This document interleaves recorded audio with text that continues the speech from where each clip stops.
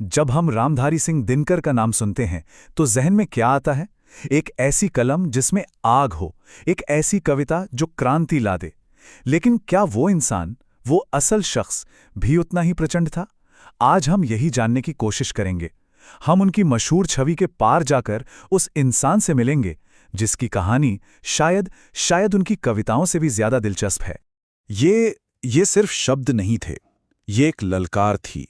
एक ऐसी आवाज जिसमें आप कह सकते हैं कि पूरे देश की सोई हुई चेतना को झकझोर देने की ताकत थी। तो जरा उस वक्त को याद कीजिए। साल था 1962। भारत और चीन के बीच युद्ध छिड़ा हुआ था। पूरे देश में एक निराशा का माहौल था, मनोबल बिल्कुल गिरा हुआ था। और ठीक उसी वक्त संसद के गलियारों में एक आवाज गूंजी, एक आग की तरह। और वो आवाज थी दिनकर की। उनकी कलम ने हताश राष्ट्र में एक नई जान फूंक दी। वो जैसे देश की ढाल बन गए। तो यही सवाल उठता है ना कि जिस कवि की कलम सचमुच आग उगलती थी, क्या वो इंसान अपनी निजी जिंदगी में भी उतना ही प्रचंड था? और यही सवाल हमें दिनकर की उस दुनिया में ले जाता है जो उनकी कविताओं से भी कहीं ज्यादा गहरी है। अरविंद कुमार सिंह की किताब है दिनकर के आसपास, और यही किताब हमें उस शख्स से मिलाती है जो इस ओजस्वी, इस तेजस्वी कवि के पीछे छिपा हुआ था। तो दिनकर को समझने के लिए सबसे पहले उनके अंदर चल रहे एक बहुत गहरे कॉन्फ्लिक्ट को, एक द्वंद्व को समझना होगा। ये संघर्ष था शक्ति और शांति का, और ये द्वंद्व उनकी हर रचना में, हर कविता में सांस लेता है। अब देखिए, एक तरफ है कुरुक्षेत्र का रणघोष, युद्ध की बातें, और दूसरी तरफ उर्वशी का वो कोमल, वो नाजुक प्रेम। सोचिए, एक ही कवि की कलम से ये दो बिल्कुल अलग ध्रुवों कैसे निकल सकते हैं? असल में यही तो दिनकर का आंतरिक द्वंद्व था। वो बाहर से जितने कठोर दिखते थे, अंदर से, भीतर से उतने ही कोमल थे। उनकी कलम, आप कह सकते हैं, एक साथ दो दुनियाओं में जीती थी। अब जाहिर सी बात है, जिसके भीतर इतना बड़ा द्वंद्व हो, वो बाहर की दुनिया से कैसे समझौता कर सकता था? दिनकर की यही जो निडरता थी ना, वो सिर्फ उनकी कला तक सीमित नहीं रही, वो उनके चरित्र का हिस्सा बन गई। और ये बात सबसे ज्यादा तब दिखती थी जब वो सत्ता के सामने खड़े होते थे। दिनकर सत्ता के बहुत करीब रहे, लेकिन वो कभी दरबारी कवि नहीं बने। उनकी कलम प्रधानमंत्री नेहरू के सामने भी सच कहने से नहीं डरती थी, झुकने को तो तैयारी नहीं थी। वो वही सच बोलते थे जो देश की आम जनता महसूस करती थी। ये जो आग थी ना उनकी, ये कोई व्यक्तिगत गुस्सा नहीं था, ये सिद्धांतों की आग थी। लेकिन इस आग और इस बेबाकी के पीछे एक और इंसान था।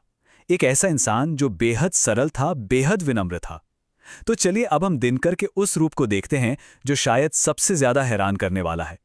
एक महामानव की सादगी। उनकी महानता सिर्फ उनकी कविताओं में नहीं थी, पता है? वो युवा कवियों के लिए, जो नए नए लिख रहे थे, उनके लिए एक गाइड थे, एक मेंटर थे।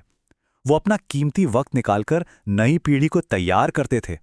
वो मानते थे कि साहित्य की ये जो मशाल है ना, ये कभी बुझनी नहीं चाहिए, बस एक हाथ से दूसरे हाथ में जाती रहनी चाहिए। उनकी एक बात है जो उनके पूरे जीवन के दर्शन को, उनकी फिलॉसफी को बड़ी खूबसूरती से बयां करती है। वो कहते थे कि साहित्य केवल मनोरंजन नहीं है, ये समाज को जगाने का एक साधन है। उनके लिए लिखना सिर्फ एक कला नहीं थी, ये एक सामाजिक जिम्मेदारी थी। उनकी कलम समाज को जगाने का एक सरिया थी। और जरा ये सोचिए, एक राष्ट्रकवि जिसे दिन भर में हजारों पत्र आते होंगे, और वो हर एक खत का जवाब खुद अपने हाथ से देता था। ये क्या दिखाता है? यही ना कि वो अपने पाठकों से, अपने लोगों से कितना गहरा जुड़े हुए थे। वो खुद को कभी भी आम आदमी से बड़ा नहीं समझते थे। तो सवाल ये है कि क्या दिनकर सिर्फ इतिहास का एक पन्ना है, या फिर उनके सिद्धांत, उनकी बातें आज भी हमारे लिए उतनी ही जरूरी हैं? आइए इसी पर गौर करते हैं। उनकी शायद सबसे प्रसिद्ध पंक्तियों में से एक है ये, जो शक्ति और करुणा के रिश्ते पर एक ऐसी टिप्पणी है जो समय से परे है, एक कालजयी टिप्पणी। आइए देखें कि आज की दुनिया में इसके मायने क्या हैं। ये पंक्तियां आज भी उतनी ही सच्ची हैं, उतनी ही प्रासंगिक हैं, चाहे हम अंतर्राष्ट्रीय संबंधों की बात करें, जहां एक मजबूत देशी शांति की बात कर सकता है, या फिर अपनी निजी जिंदगी की, जहां माफ करने की शक्ति उसी के पास होती है जो सजा दे सकता है। दिनकर हमें बार बार याद दिलाते हैं कि एक समाज को निडर होकर सच का सामना करना चाहिए और सच बोलना चाहिए। तो आखिर में सवाल यही बचता है, आज के दौर में जब सच और झूठ के बीच की लकीर अक्सर धुंधली पड़ जाती है, हमें दिनकर की उस कलम की आग की कितनी जरूरत है? शायद पहले से कहीं ज्यादा। एक ऐसी निडर आवाज की जो समाज को सही रास्ता दिखा सके।